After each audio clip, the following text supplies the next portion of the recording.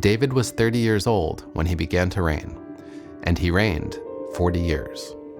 In Hebron, he reigned over Judah 7 years and 6 months. And in Jerusalem, he reigned 30 and 3 years over all Israel and Judah. And the king and his men went to Jerusalem, unto the Jebusites, and the inhabitants of the land, which spake unto David, saying, Except thou take away the blind and the lame, thou shalt not come in hither, thinking, David cannot come in hither. Nevertheless, David took the stronghold of Zion. The same is the city of David. This is the first mention of Zion in the Hebrew Bible.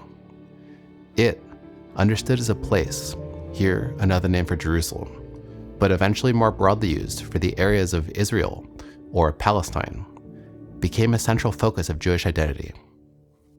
God, the Hebrew Bible says, promised that land to Jews. It was a divine promise made between the single, the only Creator God, and his chosen, favored people. It was a land that Jews inhabited and united under David, as described in the passage just read. But then it was a land lost. Jews were not a significant power during biblical times, typically only mentioned in passing, if at all, by their far more formidable neighbors, the Romans, the Greeks, the Persians, the Babylonians. What made them special was not their might, but a document, twice now mentioned, that told their history in a dramatized, mythical fashion. That is, of course, the Hebrew Bible, also called the Old Testament among Christians, or in specifically Jewish contexts, is often just the Bible, the book. A central through line of the Bible, arguably the central through line of the Bible, is that divine promise of Zion, the Jewish realization of God's promise of the land. Their power as an ancient polity was broken by the Romans during the 1st century AD, after 2 failed uprisings and the destruction of their sacred Second Temple in Jerusalem. They spread across the earth, forming what's known as the diaspora, a scattered people. But in all the centuries going forward, many believed that their right as a people to Zion was never lost. Jews' relation to Zion would go on to form one of the most controversial and perhaps one of the most misunderstood isms in politics, which is, of course, Zionism. This video series will aim to comprehensively dispel that confusion, explaining thoroughly and systematically what Zionism is. The first thing to understand is that the word Zionism is a modern one. It didn't appear until the end of the 19th century.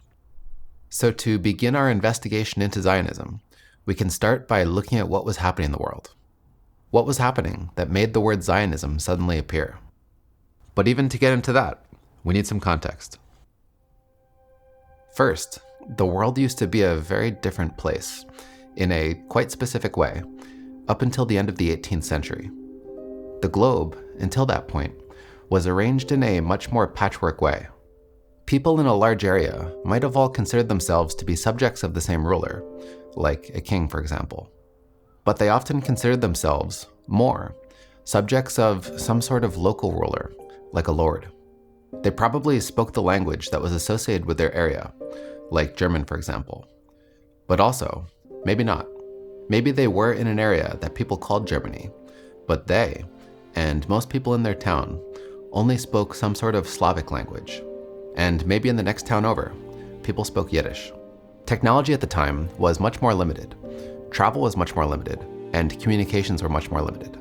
There was often some amount of broad regional consensus when it came to religion, and even pressure to conform to that religion, and persecutions against those who did not.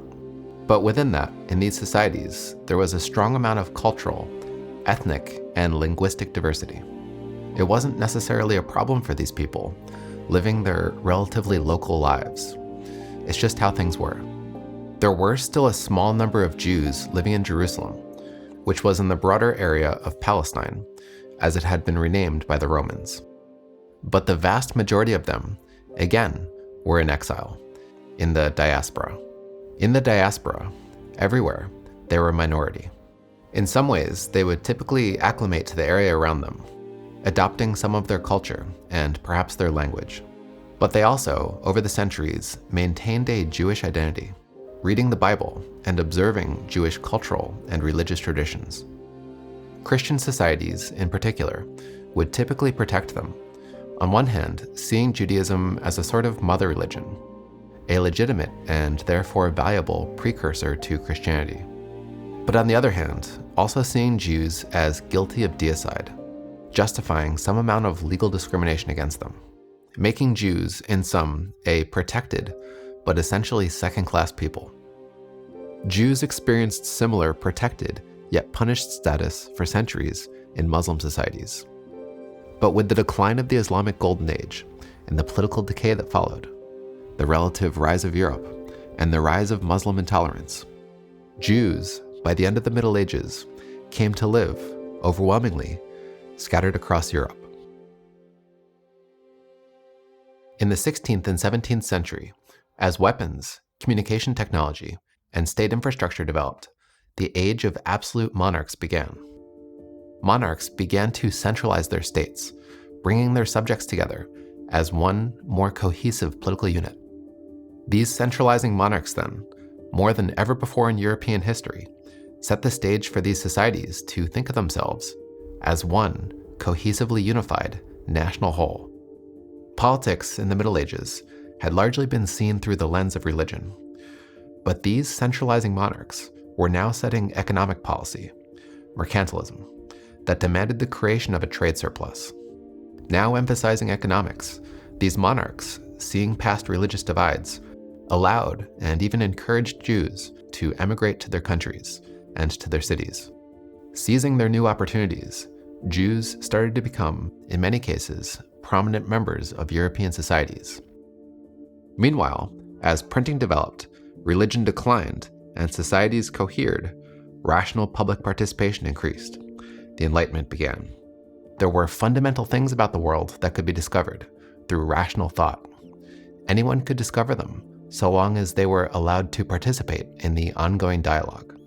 Humanity, it was thought, was bettering itself, becoming wiser, more tolerant, seeing past old irrationalities and divides. A major turning point came with the American Revolution and then the French Revolution. Both wanted societies where individuals, not kings, were sovereign. But the Americans saw their society as largely federal, a patchwork of states, somewhat tentatively held together as a nation. The French, by contrast, placed far more emphasis on there being one sovereign national whole. There was the one nation of France, made up of the French people, and all within France were to understand that and assimilate that into their thinking, into their way of being, and even their way of seeing others. The French way of thinking ended up being far more influential, and societies everywhere began to look around and reorganize themselves as national wholes. In Greece, for example, they said, "We are all Greeks. We must be seen as Greeks, and we must form into one sovereign Greek state." For about the next 100 years after the French Revolution, that process happened for Italy, for Germany, Poland, countries all over Europe, and across the Americas as well. But Jews, in that time, crucially, abstained. Being minorities, they didn't hold a majority anywhere that could readily nationalize and claim a territory. There were a few thinkers who did call for Jewish nationalism, and even said things that could be seen as early arguments for Zionism, but nothing came of it. Their work had little influence, and in their time, they were quickly forgotten. Opinions instead among Jews on how to deal with the era were generally split into three groups. First, you had the traditionalists, who held out a hope or a belief in a return to Zion, but believed that it was a divine process that had to be led by a Messiah. Until then, they believed Jews needed to wait. As a medieval rabbi put it, expressing it as the word of God, "I made you an oath, my careful ones, lest you rebel. Await the end of days and do not tremble." Many claiming to be the Messiah had appeared over the centuries, but in the long run, they had all been proven false. They must have been false messiahs, because the Jewish return to Zion hadn't happened. The second group were the religious reformers. They believed that in light of the climate of political equality and national inclusion at the time, many of their traditional beliefs needed to be dropped, including their long-held wish to return to Zion. Instead, they should see the Bible as a more loosely interpreted moral guide, and should see themselves as being permanently abroad on a mission of Israel. The third camp focused more on the concept of assimilation. They believed that the best course of action, and maybe the inevitable course of action, was to nationally identify and assimilate into the nations around them. As a popular poet put it, be a human being outside and a Jew at home.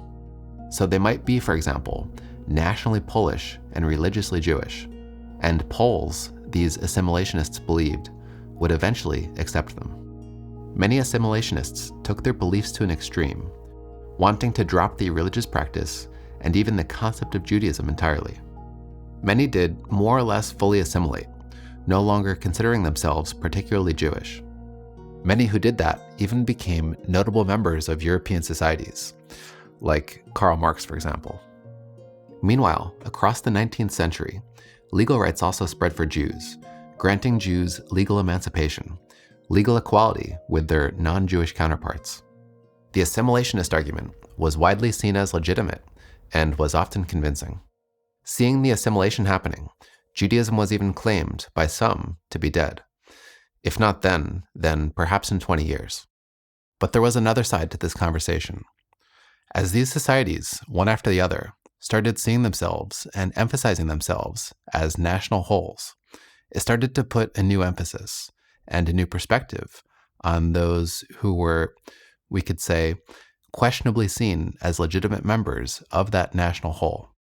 If everyone, for example, was to be German, speak German and act German, and that was to hold true from one end of Germany's border to the other, then it suddenly became quite suspect if there was a town next to you where people spoke, let's say, Yiddish, where people believed in things that seemed strange to Germans and practiced customs that seemed foreign, even heretical.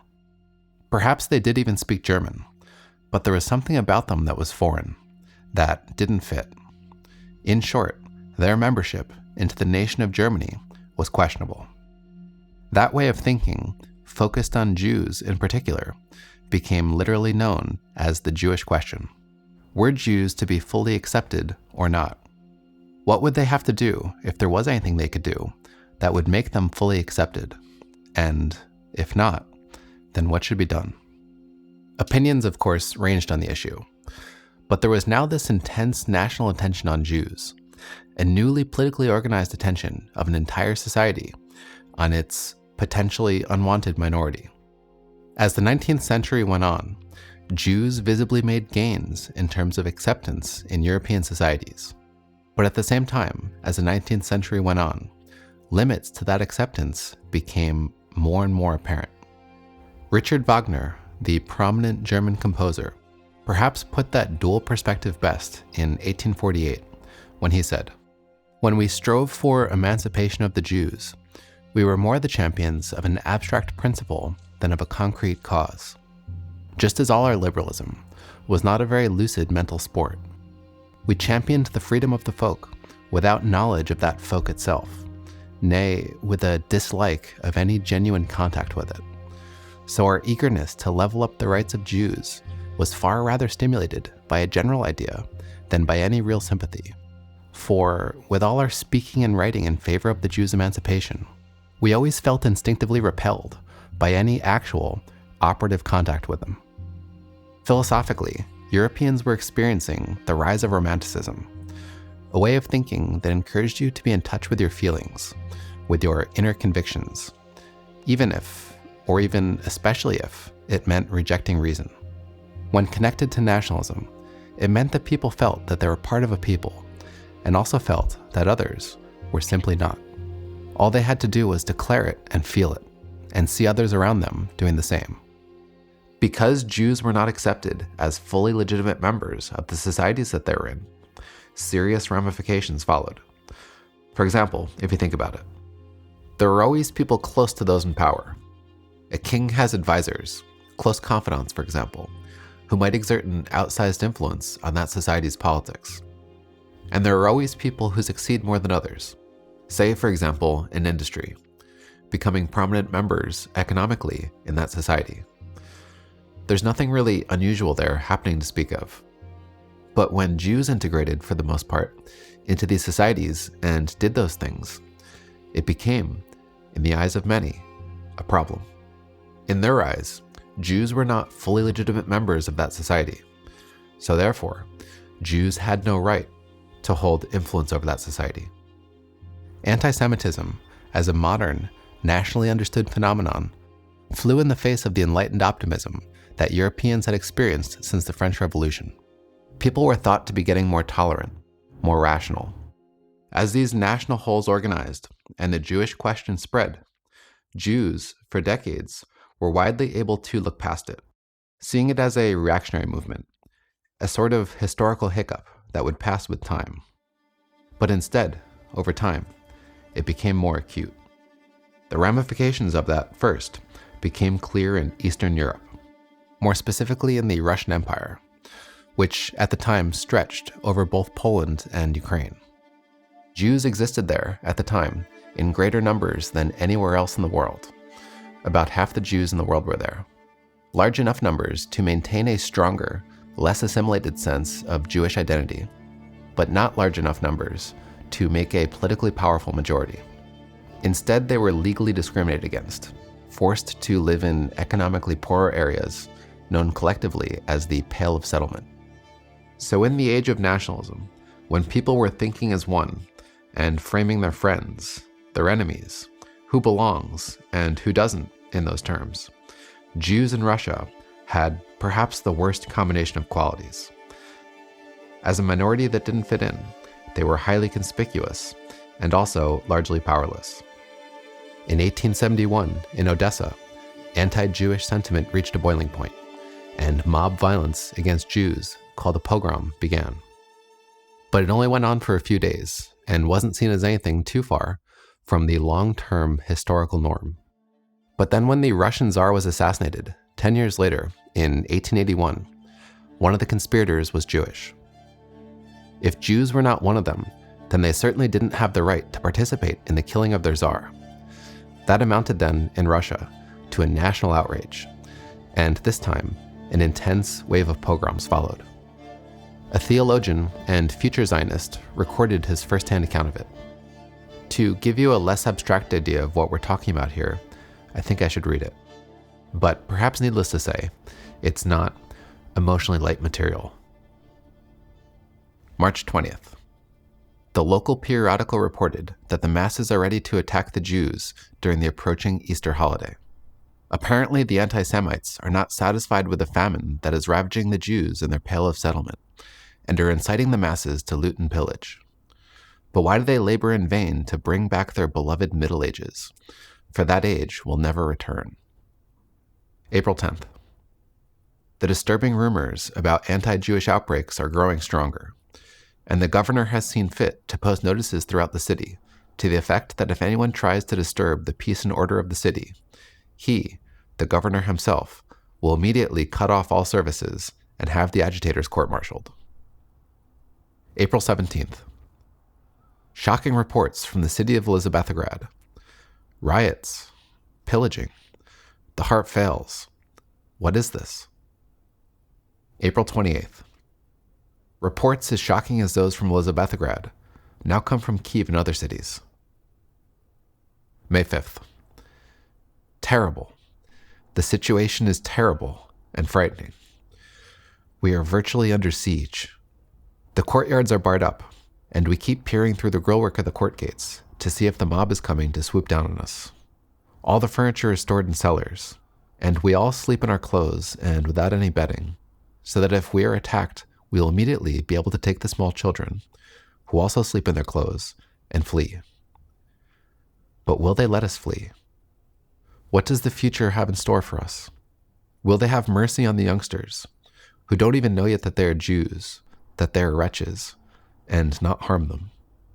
Terrible, terrible. How long, O God of Israel?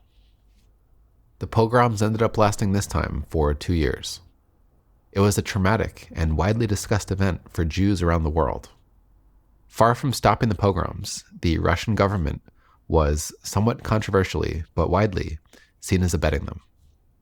The pogroms triggered a migration crisis, as Jews en masse tried to flee the violence, and it was in that context that Zionism, as a movement, first appeared. It was first led by a piece of writing that came from a man named Leo Pinsker. Pinsker had been one of the leading advocates in Russia of cultural assimilation, but the pogroms to Pinsker discredited assimilation. He declared that new remedies and new ways would have to be found. His basic idea for Jews going forward was captured in the name of a pamphlet that he wrote called Auto-Emancipation, or Self-Emancipation. It begins, "The eternal problem presented by the Jewish question stirs men today as it did ages ago. It remains unsolved like the squaring of a circle, but unlike it, it is still a burning question. This is due to the fact that it is not merely a problem of theoretic interest, but one of practical interest, which renews its youth from day to day, as it were, and presses more and more urgently for a solution. The essence of the problem, as we see it, lies in the fact that, in the midst of the nations among whom the Jews reside, they form a distinctive element which cannot be assimilated, which cannot be readily digested by any nation. Hence the problem is to find the means of so adjusting the relations of this exclusive element to the whole body of the nations that there shall never be any further basis for the Jewish question." In short, he believed Jews could no longer rely on the goodwill of the nations of the world to render them safe and establish them as equals. They would have to take their political well-being as a national group into their own hands.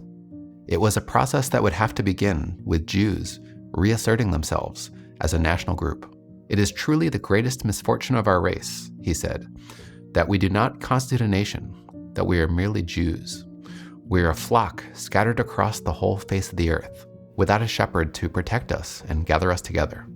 As a modern nation, though, Jews would need a territory where they could express their own national sovereignty, a territory where Jews could live free of persecutions as a minority." But he urged open-mindedness about where that territory could be. He said, "If we would have a secure home so that we may give up our endless life of wandering and rehabilitate our nation in our own eyes and in the eyes of the world, we must, above all, not dream of restoring ancient Judea. We must not attach ourselves to the place where our political life was once violently interrupted and destroyed. The goal of our present endeavors must not be the Holy Land, but a land of our own. We need nothing but a large piece of land for our poor brothers, a piece of land which shall remain our property, from which no foreign master can expel us." Pinsker went mostly unnoticed in the West, but was widely read among literate Russian Jews. At that point in time, as one historian put it, Pinsker should be considered a territorialist and not a Zionist, since he believed that Jews should specifically not move back to Zion. But it was a point that Pinsker was persuaded to change his mind on. Pinsker's political impact overall was limited, but for many, particularly in Russia, Pinsker's writing resounded. It hit a nerve. His ideas began to spread. Assimilation was failing, they thought, and Jews needed to stop being subjects of national abuse. They needed to come together and find a national home, somewhere where they could live, governing themselves, free from the Jewish question. Several locations for that Jewish national home were suggested, but only one place was ever able to seem, generally speaking, correct. Only one place was ever able to create general agreement among Jews as the goal, and that was the place that had been promised to Jews by God in the Hebrew Bible, a place that had long lingered in Jewish consciousness, but all of a sudden started to seem like a real possibility, and that was, of course, Palestine. To get that process started, to make Palestine into the Jewish national home, Jews, it was thought, would have to start by emigrating there. Organizations to begin that process of emigration in the years following the pogroms sprang up across Russia, calling themselves collectively the Lovers of Zion. In 1884, they came together for their first conference. Pinsker was elected president, and preached the need to return to the soil. So we're talking here about small groups of people, numbering in the dozens or perhaps in the hundreds, moving and settling in Palestine, in a process they called an aliyah, a Hebrew word meaning ascent. In this context, an ascent to the Holy Land. Palestine at the time was somewhat sparsely populated, with about 380,000 people living across the whole territory. Less than 10% of them were Jewish, most of whom lived in Jerusalem, where they did somewhat slightly hold a majority. The population otherwise was overwhelmingly Arab. There were a sizable number of Christians there, both Arab and non-Arab. But the Arab population on the whole was overwhelmingly Muslim. Palestine was technically part of the Ottoman Empire, but under the Ottomans was not its own discrete political unit. It had vague borders with different parts that fell under different, typically loose jurisdictions. Modern development had only barely begun there. Its first road, for example, had only been built about 12 years earlier. To the Jewish colonists' relatively modern European eyes, Palestine was not being used and perhaps cared for or governed to their standards. An early colonist, author, and wife of the man who revived Hebrew in Palestine, captured the disparity that Jews felt coming from Europe with Arabs there when she said, "I was shocked by the Arab village I saw. Houses made of mud, without windows, housing both men and animals. Piles of garbage everywhere, and half-naked children. Old blind women and dirty girls sit in front of the houses, working, grinding wheat, as was done 1,000 years ago." Also crucially, in the age of nationalism, when so many territories around the world had already been claimed, Palestine seemed like a tantalizingly free option. The Arabs there cared for and had an attachment to the land that they're living on, but they weren't yet united or nationalized. Palestinians had not yet formed as an identity group. So crucially, no nation had yet made an internationally recognized legal claim to the territory, which is, speaking in the modern sense, of course, that became the standard after the French Revolution. So Jews, seeing the opportunity, more or less just started taking the land. They began moving there and buying plots, even if it meant still living under Ottoman jurisdiction, and then working the land to begin development, for example by draining swamps. Celebrating the founding of a town, a poem was written that went, "As long as deep in the heart the soul of a Jew yearns, and towards the east an eye looks to Zion, our hope is not yet lost, the age-old hope, to return to the land of our fathers, to the city where David dwelt." Within a few years, the second verse was changed. "Our hope is not yet lost, the hope of 2,000 years, to be a free people in our land, the land of Zion and Jerusalem." A poem that would go on to become Israel's national anthem. The Arabs widely saw the colonization, as you could expect any people to, as an invasion, as an existential threat to their home. The idea that Jews were having problems in Europe wasn't relevant, or perhaps even known by them. The important thing was that they had a home, and it was a home being taken. Jews, for their part, typically spoke of their intentions at the time in idealistic terms, in terms of equality, of shared prosperity, of peaceful cohabitation. They virtually never spoke publicly about wanting a separate, distinctly Jewish state. But their intentions were widely understood to be closer to those expressed by a colonist in the first Aliyah, when he said, "My ultimate aim is to eventually gain control of Palestine, and to restore to the Jewish people the political independence of which it has been deprived for 2,000 years." A view that may have been a minority one to start, or perhaps existed fuzzily in the minds of many Jews at the time, but certainly became more clear and more popular over the years.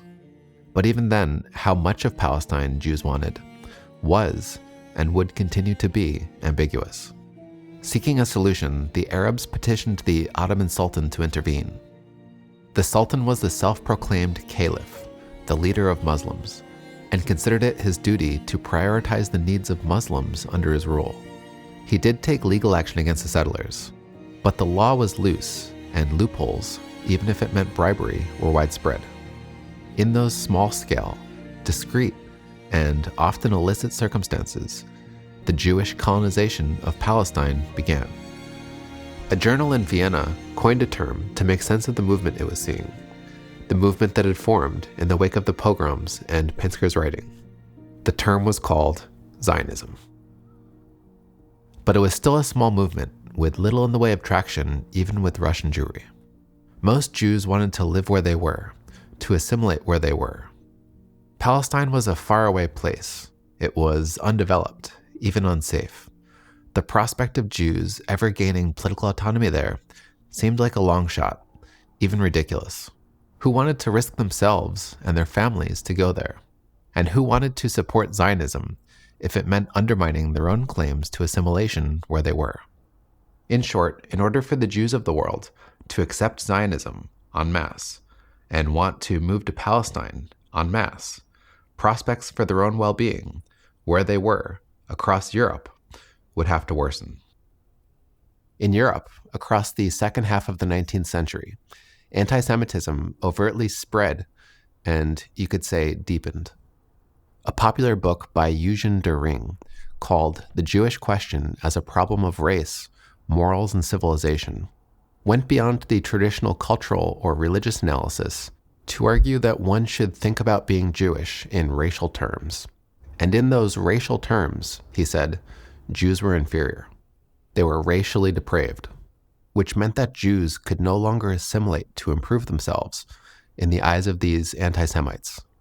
Their inferiority was an innate problem, something that Jews could more or less do nothing about. In Vienna, a young playwright and assimilationist named Theodor Herzl felt shaken awake by the book. As he put it years later, the book was as full of hate as it is brilliant.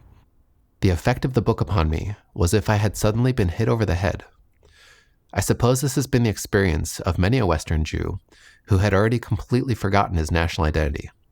The anti-Semites reawakened it in him. As a journalist then in Paris, Herzl noted that Jews were being blamed for all sorts of problems. He reported crowds in the streets shouting, "Down with the Jews," outraged by a scandal that Jews, he reported, had nothing to do with.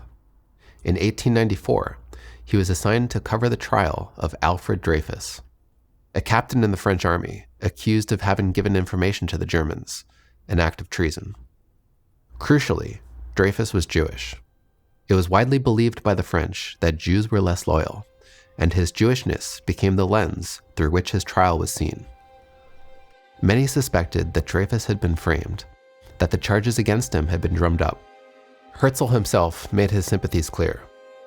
A Jew who, as an officer on the general staff, has before him an honorable career, cannot commit such a crime. The trial bitterly divided French public opinion. Half the public fervently declared his guilt in unambiguous anti-Semitic terms. Dreyfus was pronounced guilty. Herzl then watched him be stripped of his rank, while the gathered crowd shouted, "Down with the Jews." 4 years later, it was uncovered that the prosecution relied on falsified evidence, which led to Dreyfus being eventually exonerated. For Herzl, the trial was a tipping point that broke his belief in assimilation. As he put it, the trial embodies the desire of the vast majority of the French to condemn a Jew and to condemn all Jews in this one Jew. He from there consciously set out to become a leader of a mass movement. He started a diary and in it wrote, "Today I am an isolated and lonely man. Tomorrow, the intellectual leader of hundreds of thousands. In any case, the discoverer and proclaimer of a mighty idea." In reality, he was almost entirely ignorant of the history of Zionism that had come before him. What set him apart wasn't the originality of his ideas, but his recognition that the movement needed a spark. It needed an energetic leader, and through that leader, momentum. He published a pamphlet in 1896 called The Jewish State: Modern Solutions for the Jewish Question. It begins, "The idea which I have developed in this pamphlet is an ancient one. It is the restoration of the Jewish state. The world resounds with clamor against the Jews, and this has revived the dormant idea. We have sincerely tried everywhere to merge with the national communities in which we live, seeking only to preserve the faith of our fathers. It is not permitted to us." He believed, like Pinsker, that the creation of a Jewish state would save Jews, the ones who wished to use it, from whatever traumas awaited them due to the insolvency of the Jewish question. But Herzl focused on the mobilizing power of an idea. No human being is wealthy or powerful enough to transplant a people from one place of residence to another, he said. Only an idea can achieve that. The state idea surely has that power. The Jews have dreamed this princely dream throughout the long night of their history. Next year in Jerusalem is our age-old motto. It is now a matter of showing that the vague dream can be transformed into a clear and glowing idea. The whole plan is essentially quite simple, as it must necessarily be if it is to be comprehensible to all. Let sovereignty be granted us over a portion of the globe adequate to meet our rightful national requirements. We will attend to the rest.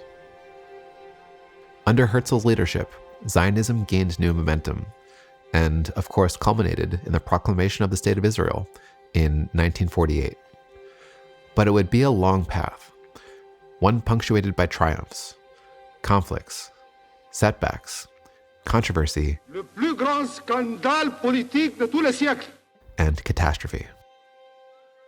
In short, it would be a long, complicated story, and a story told next time.